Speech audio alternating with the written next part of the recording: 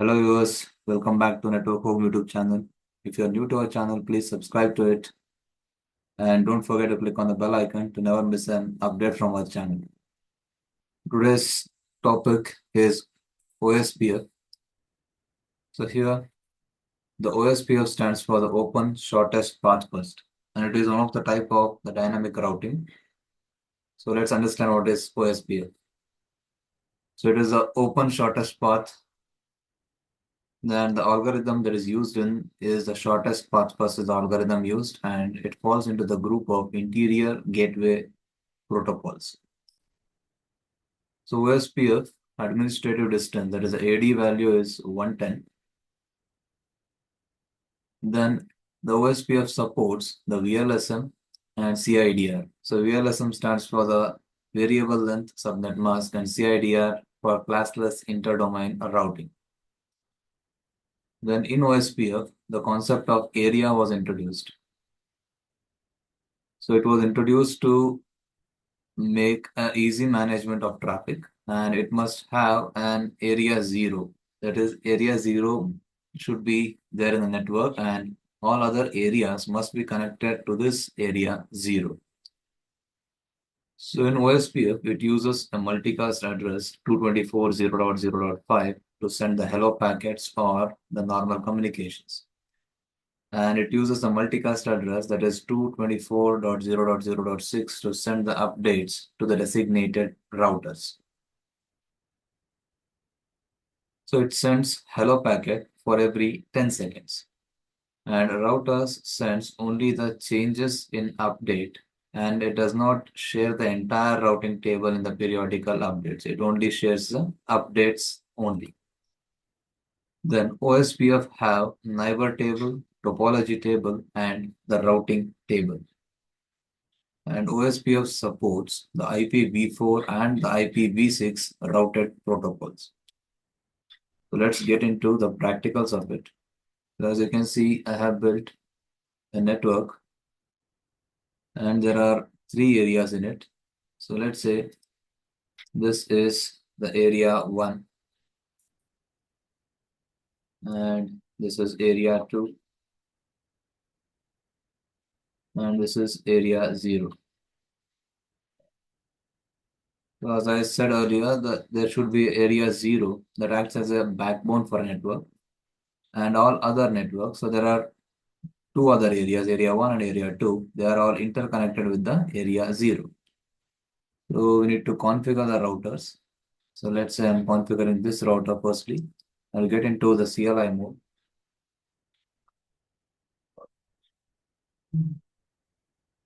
Enable and config T. Now I'm the configuration mode. I'm going to configure all the interfaces of this router. So in this router, there are three interfaces. So I'm considering the first interface SE 0/3/0. SE 0/3/0. Click on enter and I will be adding the IP address that is 30.0.0.2. Then the subnet mask. Now shut down and exit. Then I will configure the second interface that is SE 0/2/0.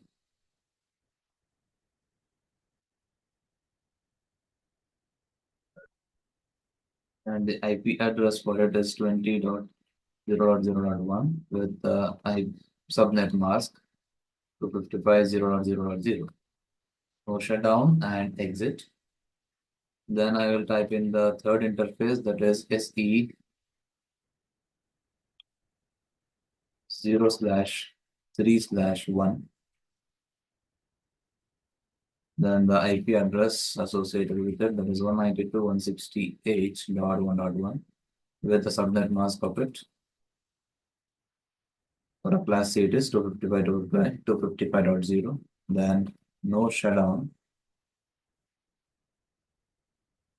and exit. Now I need to type in the routing protocol. So as we are doing the OSPF, I need to type in the router OSPF and 1, the numerical OSPF 1 I need to type in. Then I need to mention the network. So for this router, there are three networks. That is, one is 30.0.0.0, and I need to mention here the wild mask instead of the subnet mask. So the wild mask is nothing but the global mask minus the actual subnet mask. So the global mask is always 255, 255, 255.255, and the subnet mask of class A is 255.0.0.0. So if I subtract those two, I'll be getting 0.255, 255, 255 as a wild mask. Then I had to type in the area. So this network's area is nothing but area 1. Then click on enter.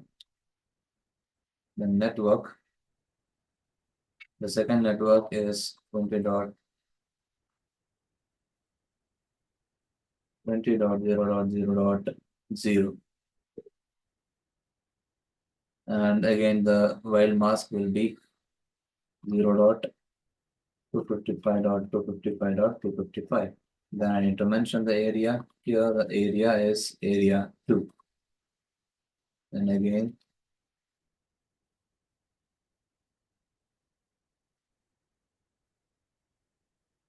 the third network is 192.168.1.0, and the subnet mask here will be 0.0.0.255 as it is a class C. Then, and to mention the area for this network, the area is area 0. Then click on enter. Then exit.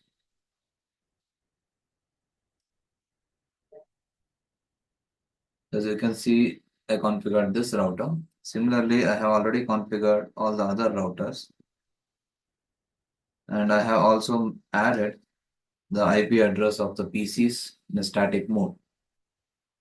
So we have done with the basic configuration, and the routing protocol also has been mentioned. Now we can check out the connections by adding a data packet to it. So let's say I'm moving the data packet from this PC to this PC.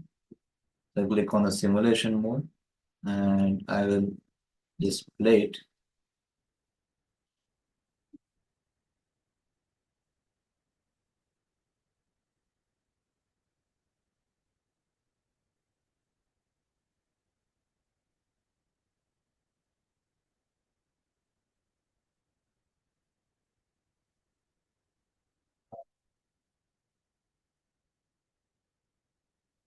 You can see the data packet has reached the destination.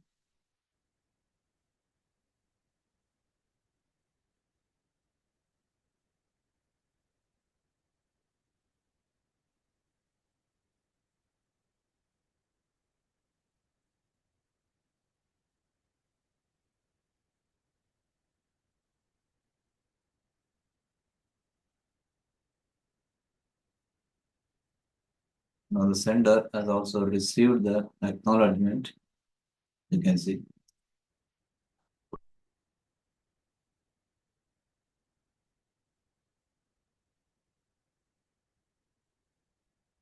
Now you can click on any one of the routers and can even check the routing table.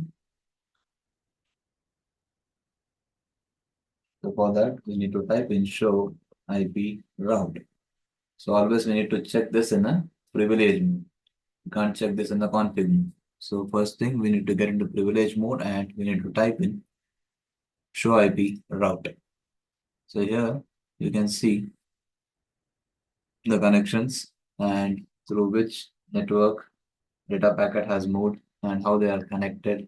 So you can see the network that is directly connected through serial port 0/2/0. So all the details we can get in this.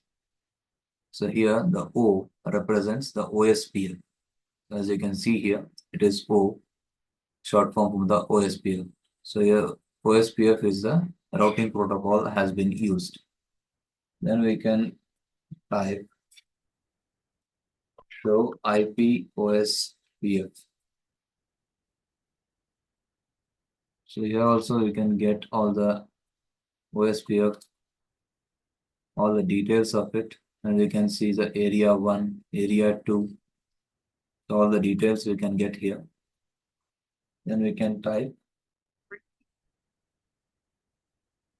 In this, we can also check out the OSPF neighbor table.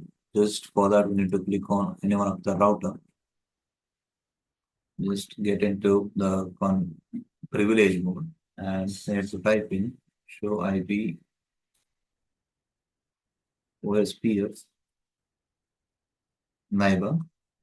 So from this, we can get the neighbor's ID and we can check out the interface of it.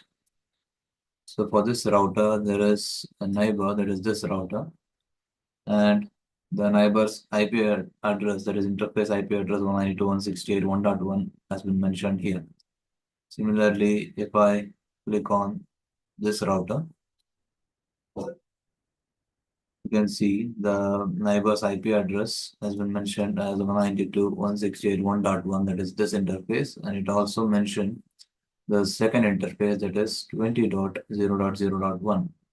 Similarly, we can check out with the other routers also, and we can get the neighbor router's IP address. That's all for the day. Thank you for watching the video.